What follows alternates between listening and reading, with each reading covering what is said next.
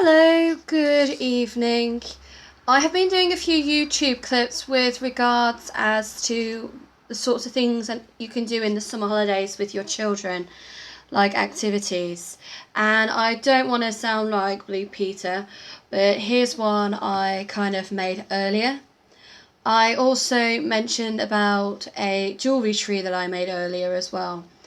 Now, again, this one is very similar to my dinosaur that I've made for my little boy. You could probably see it faintly in the background behind here. This was in fact an old lampshade stand where the shade itself and the wires inside didn't actually work. If you are looking at saying anything that's electrical, it does have to be tested by law. So what I have done with this one is I have left the screw fitting inside, whereas with the dinosaur I removed it completely.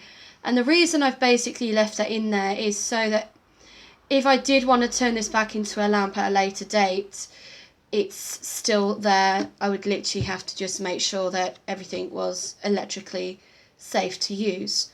Now, just like with the jewellery tree, I've been quite ambitious with this one, and all of these are actually pipe cleaners that I've used, whereas with the jewellery tree I didn't use pipe cleaners. I did use wire on its own, and the same with the dinosaur. Now when I used the pipe cleaners, I thought if I use pipe cleaners, they're going to have like a coating on the outside, which might make it easier for the Mod-Rock itself to attach itself to. And I've been a little bit over ambitious when I decided to make this, if I just turn it around very slowly. This in fact isn't going to be a jewellery tree at all. I haven't added any little loops on the edge, and I don't feel that this structure is as solid with regards to the base being hollow,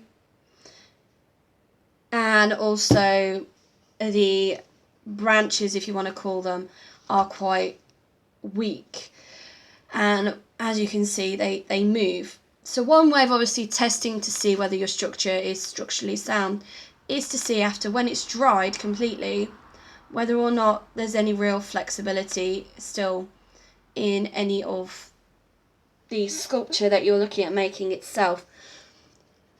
Obviously, the thicker the armature, the less likely it is to start moving when you add extra weight. And what I've actually found with the pipe cleaners is when I've only used a single pipe cleaner is there's still a lot of flexibility in that. I'm not happy with this. I need it to be a little bit more rigid.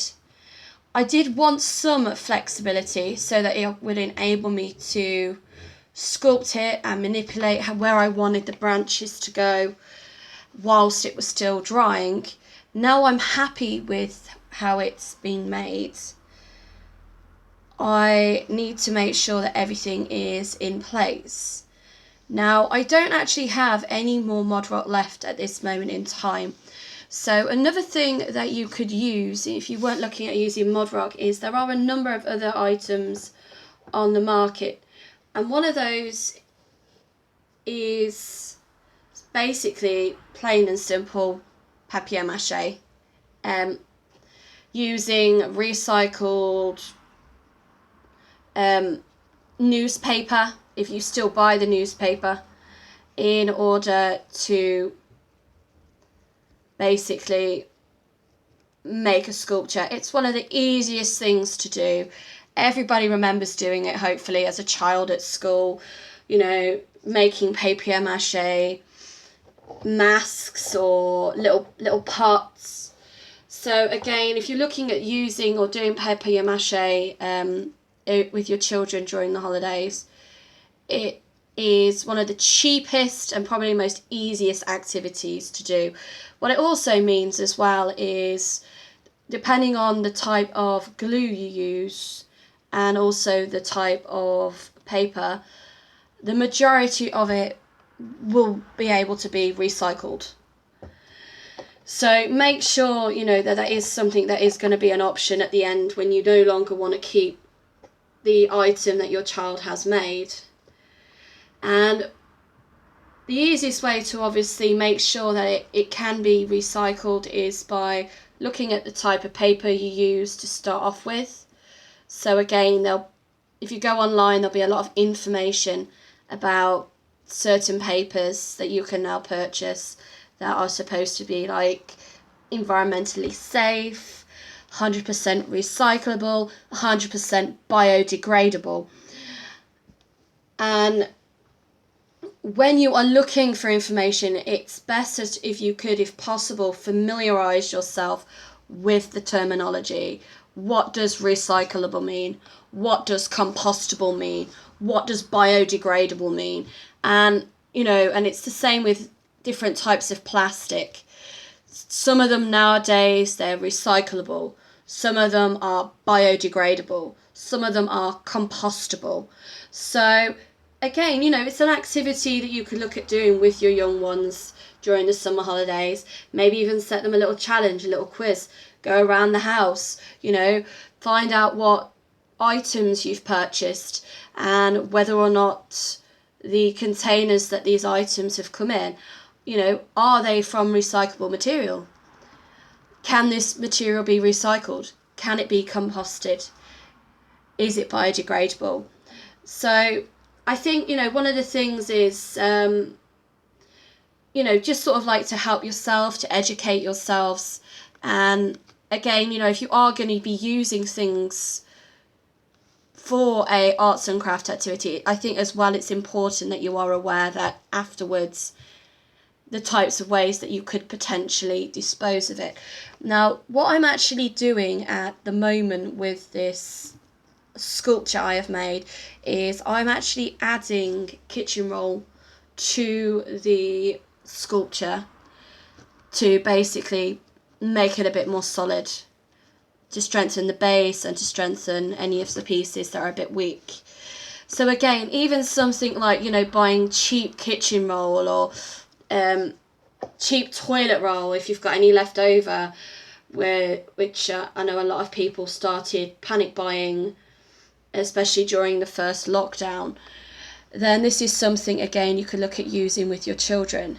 The other good thing about using this is it dries quite quickly and you can decorate it once you're happy with what it is you're trying to achieve. But one thing you need to make sure you do is to make sure that it is 100% dry, because the last thing you want lying around the house is damp, mouldy tissue paper or kitchen roll or newspapers, because we all know what that smells like and it's not fun.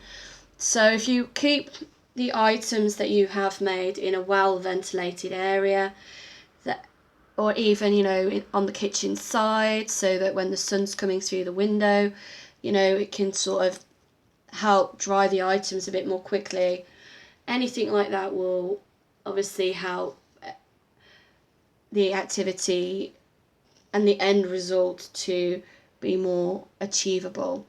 I think, as well with children is something like this, that can be quite time consuming. So I wouldn't say do this with like a really young child. They might enjoy getting messy for a short period of time. They might enjoy the whole, I'm getting to rip up paperwork. I'm getting to do this. I'm getting to do that. But then after a while, they do start to lose interest. So again, if you are going to do any of the activities I've suggested, I wouldn't recommend doing them for any longer than 20 minutes. So, plan the activity. If it's going to make it easier, you rip up all the paper first. Make sure that everything you need for that activity is readily available. And then, put an egg timer on, or a sand timer, or even the clock on your alarm on your mobile phone if you have to. And say, okay, we've got a challenge. You've got 20 minutes and I want to see what you can make in 20 minutes with with some newspaper and some